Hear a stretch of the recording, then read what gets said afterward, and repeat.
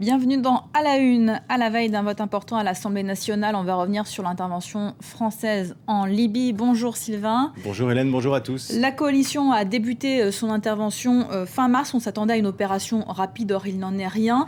Face au risque d'enlisement, la France a revu ses objectifs à la baisse. Très clairement. Et là, il faut reprendre les dernières déclarations des protagonistes qui sont vraiment très claires. D'abord, Saïf el-Islam, le fils de Kadhafi, le fils le plus connu de Kadhafi, qui dit à un journal algérien nous négocions directement avec la France. On négocie pas avec les rebelles, on négocie directement avec la France. Et d'ailleurs, l'émissaire de Sarkozy a été clair.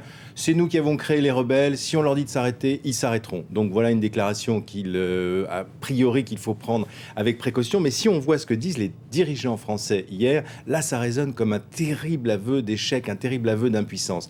D'abord, Gérard Longuet, le ministre de la Défense, qui était dans une émission de télévision hier, que dit-il ? Il dit ceci: nous avons arrêté la main qui avait frappé et nous leur demandons donc aux deux parties de parler entre eux. Il va falloir maintenant se mettre autour de la table, on arrête de bombarder, nous apportons la démonstration qu'il n'y a pas de solution de force. Même si Kadhafi est parti, lui demande un journaliste, il sera, répond le ministre français de la Défense, dans une autre pièce de son palais avec un autre titre. Souvenez-vous qu'au début de l'opération, les Français disaient Kadhafi doit partir, c'était la condition essentielle. On n'est plus du tout à Kadhafi doit partir, on est maintenant à des négociations.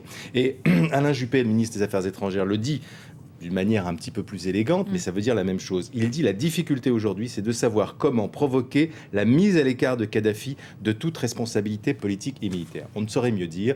On n'arrive pas à obtenir le départ de Kadhafi et maintenant c'est la place des négociations. On n'est pas loin de l'adieu aux armes, paradoxalement. Pour l'instant, les rebelles qu'on dit non à toute négociation, les insurgés qui ont lancé une offensive la semaine dernière dans le sud-ouest de Tripoli, ils veulent prendre Gariane, puisque c'est là où il y a une route qui mène vers la capitale. Est-ce que les rebelles ont les moyens aujourd'hui de prendre la capitale ?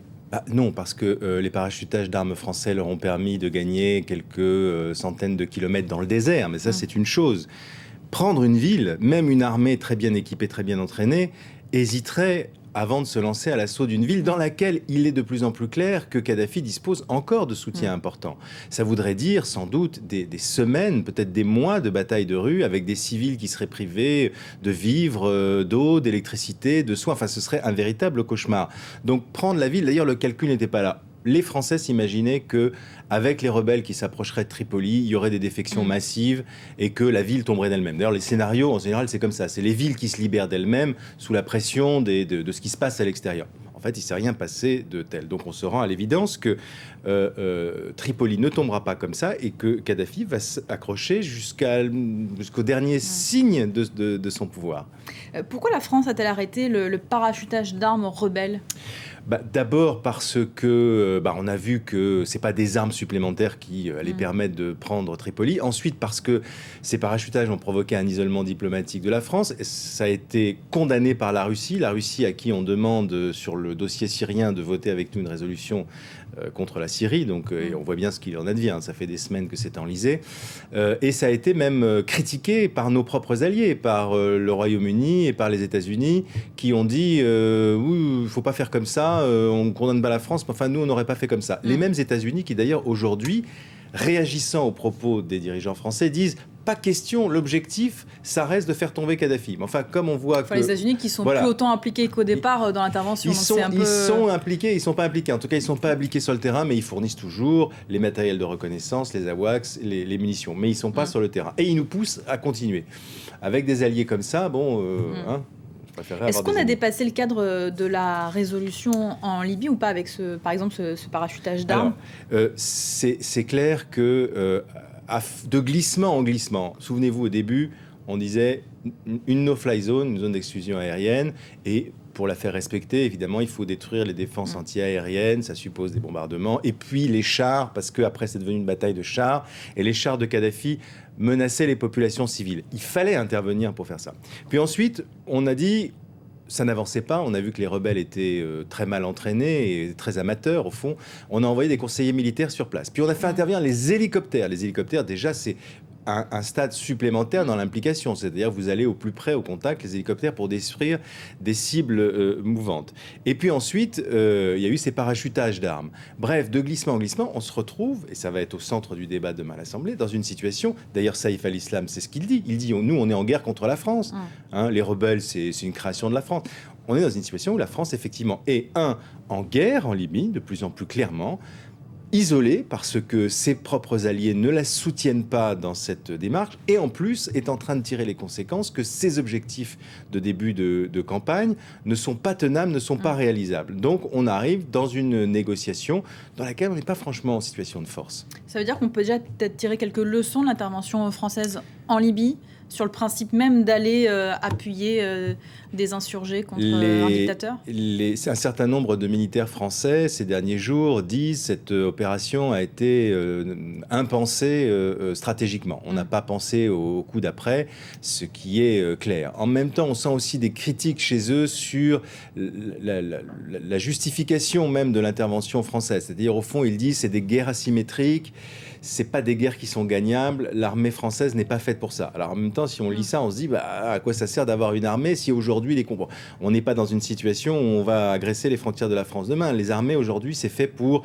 crédibiliser la politique étrangère, éventuellement intervenir pour des raisons humanitaires, de sécurité régionale, etc. Si on n'a pas une armée, et c'est la démonstration qui est faite aujourd'hui, regardez le Charles de Gaulle, il est complètement épuisé, le pauvre. C'est-à-dire que si ça continue comme ça, il va devoir rester à quai pendant 1 an.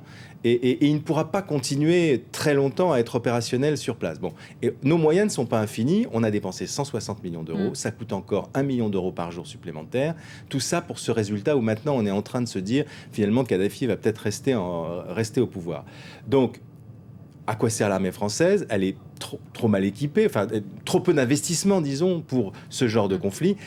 Compte tenu de la situation budgétaire française, il ne faut pas compter sur des investissements français supplémentaires. Donc il faut revoir ça dans le cadre évidemment d'une défense européenne. Donc l'avenir, c'est, si on veut crédibiliser, si les Européens veulent crédibiliser leur politique étrangère, c'est des investissements supplémentaires pour leur défense. Très clairement, il va falloir l'expliquer aux opinions publiques qui sont très réticentes. Cette période d'austérité, ça va... Mais il n'y a pas de choix. Ou alors, on renonce au fond, à avoir une politique étrangère crédible et une politique de défense crédible. Merci beaucoup Sylvain pour votre éclairage, c'était à la une. Je vous rappelle une dernière information qui nous vient de Chypre, on en parlait dans le journal. Plusieurs explosions accidentelles se sont produites sur une base navale. D'après la télévision publique, 12 personnes au moins auraient été tuées dans les explosions donc sur cette base navale chypriote. Une centrale d'électricité a été fortement endommagée. Il y a pas mal de coupures ce matin sur l'île de Chypre et on recommande aux usagers de réduire leur consommation d'électricité. Et cette information sera développée dans quelques instants avec Elisabeth Alain. Restez avec nous.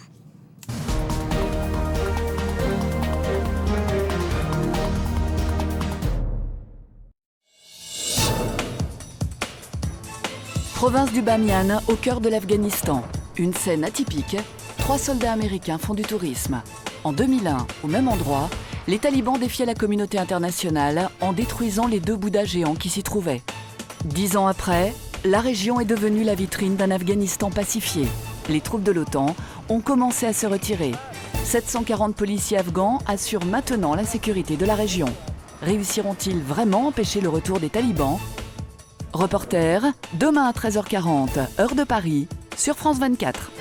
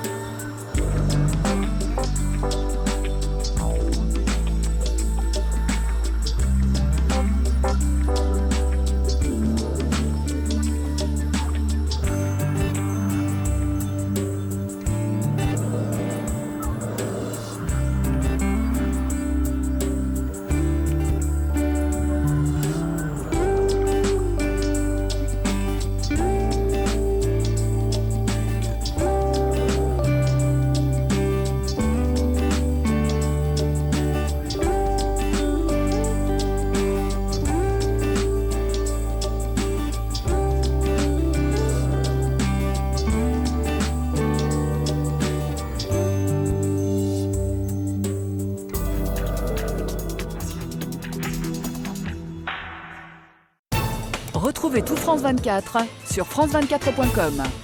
24 heures sur 24, où que vous soyez, connectez-vous sur notre site internet, tout en images.